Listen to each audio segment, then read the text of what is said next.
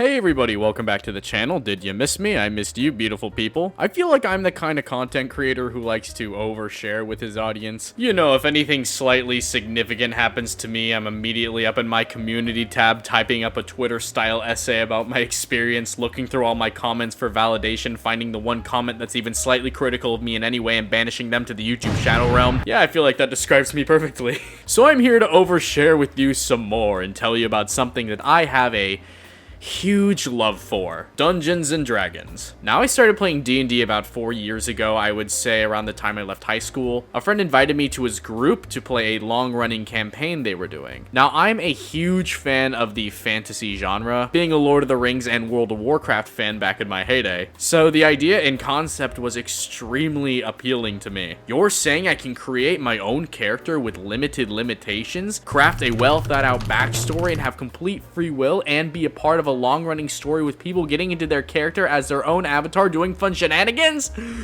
Well, pull my fucking leg, why don't you? What are we waiting for? I didn't go to college. I got about 2 years before my parents asked me what I'm doing with my life. Don't want to waste that free time. So I dove into writing and creating my character's look and backstory, and ultimately went with a changeling bard named Astashan. I was a huge fan of writing big and impactful backstories. I just got out of a competitive acting school and wanted to get into character, like the pretentious prick I am.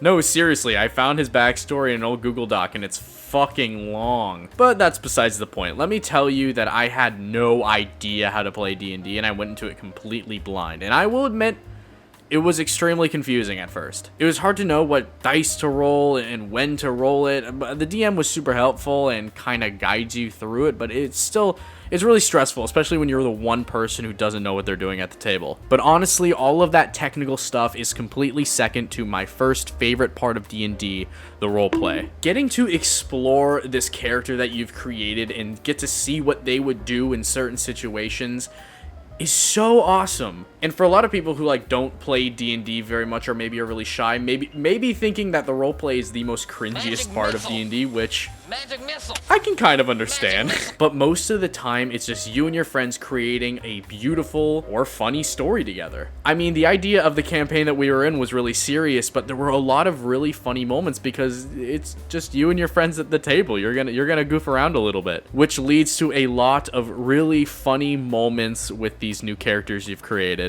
Like, for example, in our campaign, me and another character at the table who played a Goliath, which is like a race of giant people, decided to go into town, and we ended up accidentally murdering somebody. And so it became like a 20-minute roleplay of us just scrambling around trying to hide this body, and then ultimately just threw it through someone's window and ran away. It's a little morbid, but it was really funny to play out as these characters. It isn't like a video game where you're limited to what you can do because of coding.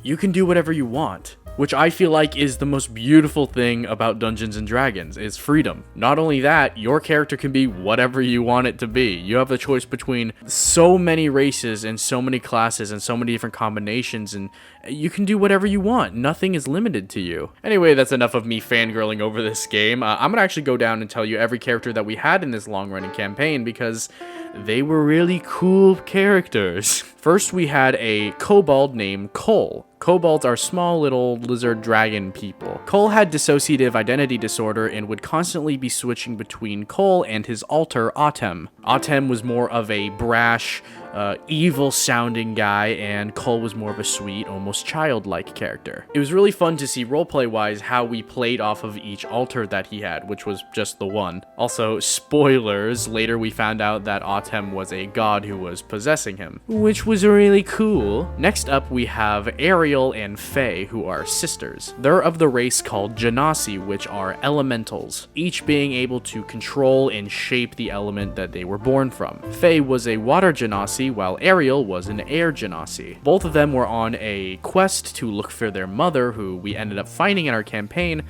who had turned into a vampire. We ended up having to fight her and ultimately killing her, which was a really sad moment, but it was very, very cool story-wise. Also, Faye had a red panda. was really cool. Next up, we have Iridian, which was a dragonborn wizard. Iridian was a very noble, well-spoken, well-mannered dragonborn who studied at a school of magic and ended up coming to help us after a request was put in because we had one of our characters unfortunately die throughout the campaign. Iridian was the replacement character for that other person. He was almost like the dad of the group. Like, he was very kind. Anything that happened to us, he was always there. It was very cool because we all kind of looked at him like a parental figure, especially when things went really wrong. He would always kind of have an idea of what to do. And finally, we have Dakaro the Goliath. One of the best characters and funniest characters in the entire party. Dakaru was a Scottish giant who was a gardener. He was very loud, very outgoing, kind of said what was always on his mind, and was drinking like a sailor the entire game. He was the guy that I was with when my character accidentally killed somebody, and he helped me hide the body, or I guess he grabbed the body and he threw it through a window, which I suppose is helping. He was the comic relief of the party. He would always make us laugh, always said the funniest stuff, and had a really good improv background, so he was always on that comedic timing. I loved Dakaru. And right there's our ragtag group of adventurers. It was so fun. I really missed that group of people. We ended up kind of having to end it early because our DM was in engineering school and he got really busy, understandably. So we had to cut the campaign short, but it was so fun and it is a memory that I will always hold dear. I've played a lot of other D&D games since then and actually have even gotten into DMing myself within the past 2 years. And it's been super fun. It's been a great way for me to learn all the rules because I really wanted to get into more of it. However, getting a group who wants to play D&D and setting up a schedule that works everybody for a long-running campaign is as difficult as herding an entire ant colony to go to a certain direction you want them to. In other words, it's legitimately impossible. But even so, getting into DMing has been amazing and it came at a really convenient time in my life. And I love it. It's some of the most fun that I've had ever. It's a bigger leadership role, but it's something that I love doing. To those of you who are thinking about playing D&D and maybe think that it's something interesting to you, there are a lot of websites where you can go and they will kind of hook you up with a D&D like group and you can play online. I know it's not ideal. I think D&D is best played in person, but if you have no one else to play with and you want to get into it, maybe this is a great place to start. I'll put some links in the description. I'm not sponsored by them.